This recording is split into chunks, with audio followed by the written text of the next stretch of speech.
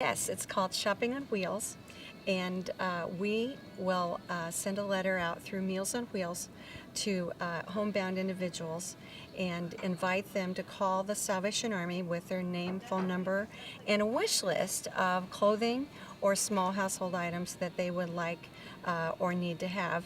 And our women's ministries will go shopping for them here in our thrift store.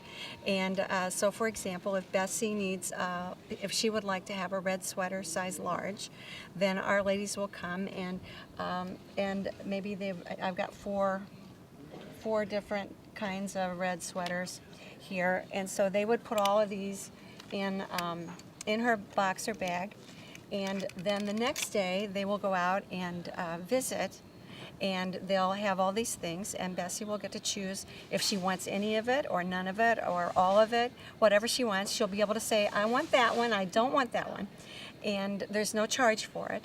And so we at the Salvation Army like to do the most good with what we get, and the public here donates to help us, and most of the proceeds go, of course, to fund our homeless shelter and our services here, but we also want to share with homebound individuals, and this will provide things that they may be in real need of, but also it gives them a chance to choose and have selection, which homebound people don't often get to do. So it should enhance the quality of their life. And we'll be doing this 4 times a year, so we'll beginning in April. We'll be at the front end of each season, so this is our April delivery. That way we'll be able to provide people with seasonal items. We also throw in some extra things for them if they would like, and so the most common response we get is, "This is better than Christmas." Oh. And a lot of homebound individuals live alone and have been might be a little reluctant to call us, because how often do you get a letter that says you can have things free, let us know what you want? And so so we want them to know that it's legitimate and safe, and so we want them to know it's something that we very much would like to provide for them. Okay. So how do you go about sending out letters to people? Do you just kind of get information from the community, or how does that work? Well, we've been really fortunate. The Meals on Wheels program is working with us, so we're able to reach the targeted population. Okay. So when Meals on Wheels clients get their meal, then they will get a letter that says the Salvation Army has a new program called Shopping on Wheels, and that will inform them and give them the phone number to call. Okay. And this is, you said, is this across mid-Missouri too, or is this just here in It will Columbia? be here in Jefferson City and also in Columbia. Okay. Different delivery dates, but it will always be done by women's ministries of the Salvation Army, and being locally done with people who live here in the communities.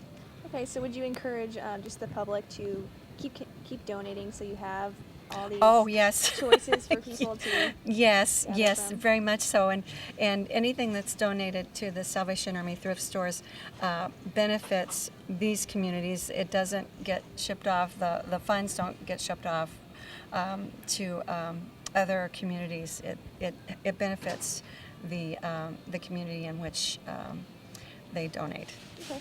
So if someone who wasn't already on your list, how would they get in contact with you to be a part of this program? They could just call, and if they're a homebound individual, even if they're not on Meals on Wheels, we would be delighted to service them and come out and visit. Okay.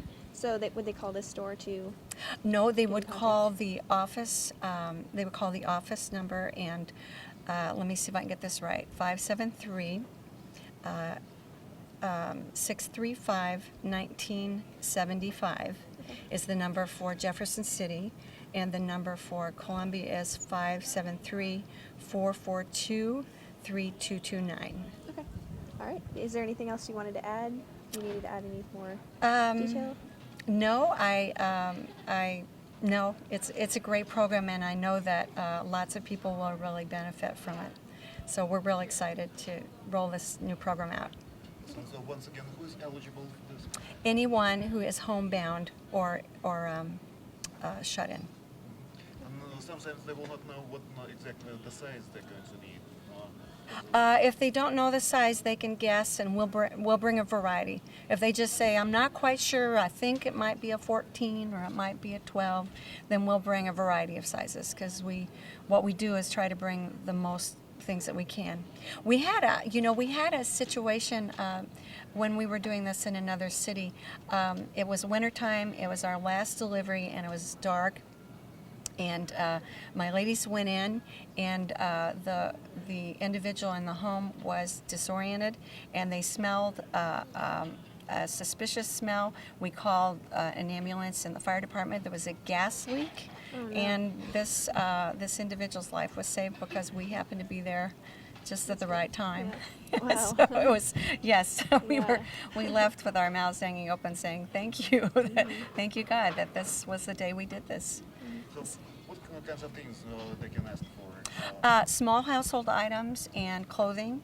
I did have one time, I had a lady who asked for a crib, and I said, this is for homebound individuals, because the majority, of course, of our folks are retired and elderly. But it was a grandmother who was taking care of a baby. There was a difficult situation, and she was taking care of a baby, and the baby was sleeping in bed with her, and which is extremely dangerous. And so we were fortunately able to help out in that circumstance. So, but it was probably the most unusual request we ever received.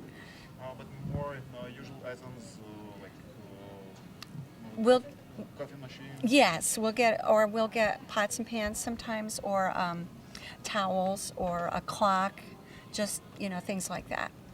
Most of the requests are for clothing, but we do have, when you need something and you don't have another source, it's a good thing. And so, How big is the demand? well, again, this is new here, so we don't know quite what to expect. But in the other communities where I've done it, we always had at least 22 to 28 individuals who called in, so it would make a full day of deliveries.